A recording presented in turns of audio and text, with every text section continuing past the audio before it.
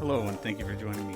I am Wilk from wilksworld.com, and this is episode 1, our inaugural episode of the Derate the Hate podcast. Today I'm going to explain who I am, what I'm doing here, and give a little rundown on the kinds of things we'll be talking about with this podcast. First off, before I dive too far into this, let me just say that I have never done anything like this before. I've done quite a bit of writing and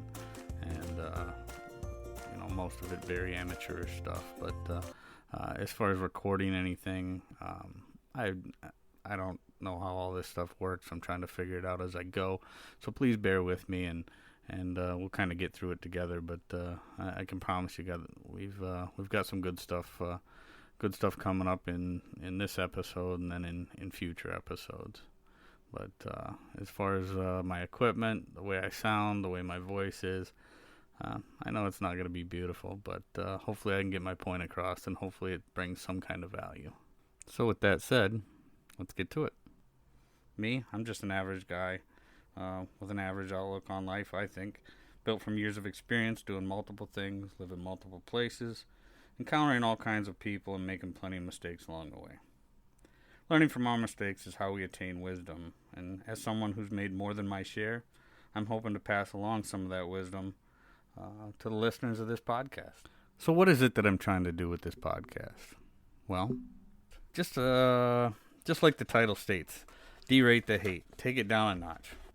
There just seems to be an awful lot of people out there who either knowingly or unknowingly say and do some really hateful and unfriendly things. And if possible, I'd like to change that. Bettering the world, one attitude at a time. That's not just our tagline. That's something that I want to strive for. I will attempt to keep things like politics and religion out of this podcast, but at times that's going to be unavoidable. For the most part, I'd like to keep this mostly about who we are as individuals, how we treat each other, and how we can all do a better job at turning down the hate in order to make the world a better place overall. Today's topic is what is hate and what hate is not. First of all, disagreement is not hate. Just because individuals have differing opinions does not mean they should have to hate each other. Every topic is not completely black and white.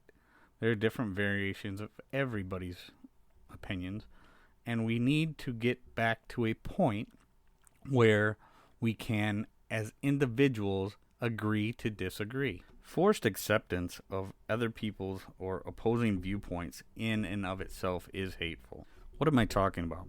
Okay, here's something that I think we've all seen far too often lately, and quite honestly, it has to stop. Somebody's got an opposing viewpoint. Some speaker is speaking at some college campus, or somebody works for somebody that I don't agree with. So I'm going to go into a restaurant while they're there having family dinner and shout them down and run them out of a restaurant, or show up at their rally and make an absurd and obscene protest and shout them down because I don't like their viewpoints or their ideas. This is hate. That is the epitome of hate, and that kind of stuff has got to stop. As individuals, we have to be able to work in a free market of ideas and be able to treat those with opposing viewpoints in a civil manner, or we have completely ceased to be a civilized society. Obviously, it should go without saying that treating people badly, treating people in a hateful way for something over which they have no control, like race and gender, that's obviously hateful. That goes without saying. But facts about certain races, ethnicities, genders, things like that, if we state facts about a person of a particular ethnicity or gender or race or something, those kind of things, we can't continue to bring race into it and call things hateful when they're not really hateful. They're just facts. Pretending that everybody is exactly the same is just living in a fantasy world. I mean, women are different than men.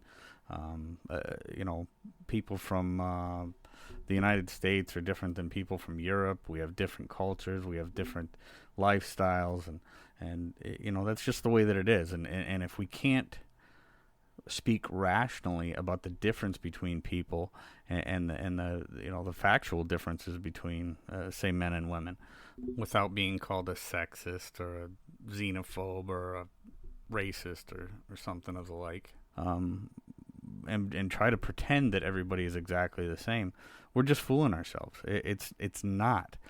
We should be able to celebrate those differences and understand those differences, and not pretend that everybody is exactly alike, because they're not. They are not. They never have been. They never will be, and we cannot continue to pretend that they are. And that's not hateful. That's just facts. So disagreeing with somebody's lifestyle or the way they choose to live their life, and then not wanting to associate with that type of person, that should not be considered hateful either. That's just something that we should have the right to do as individuals. Freedom of association is one of the biggest things that our country was built upon. And frankly, if somebody lives their life in a manner in which I don't agree with, or I don't want my kids to see or deal with, that's not hateful. It's just something that I don't think that we should have to deal with. It's not hateful. I don't see that as hate. It's just making a conscious decision not to associate with somebody who lives their life in a manner in which I don't agree. And I don't think anybody should consider that hateful. It's just reality. Now, however, if you're treating that person badly and name calling or doing graffiti in their car or their house or something, that's obviously hateful. That should go without saying. And if you're doing that kind of stuff, you're a scumbag.